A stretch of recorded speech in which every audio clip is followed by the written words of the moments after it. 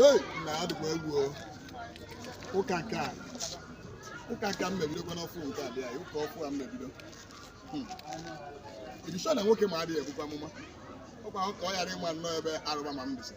Maka agu na ma onu me obi na be ko yo oku o ba so gbadro ka je buka na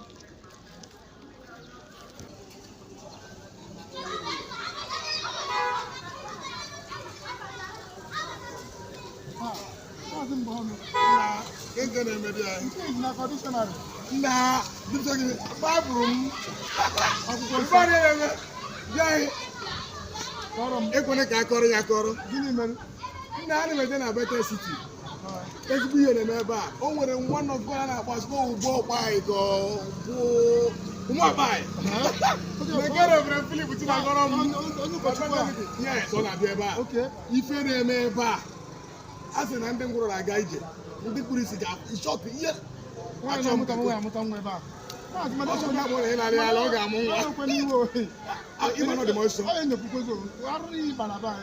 na my brother onwere onye nyepu ịma na agwụ nwaanyị fụrụ edebego m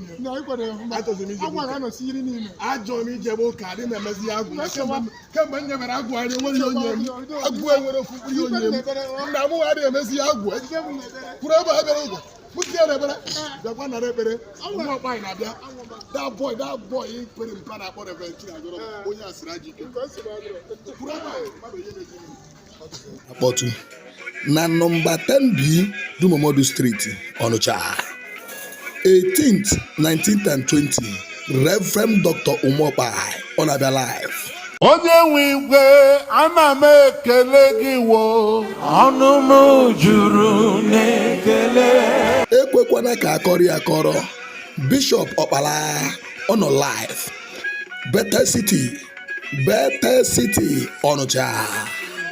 Reverend Chinagoro Philip, the host. Ekwekwana ka akọrọ ya akọrọ. Ọ na-eme live. Archbishop Christ Raymond ọ nọkwa ya live. Ekwekwana ka akọrọ ya akọrọ. Kpọrọ ndị ya dị unu kpọrọ ụmụnne gị bịa. Stop trying, Jesus is the answer. Oh, come on, can I say that again? I say stop making effort. Jesus is the answer. That's the power. To them, he gave power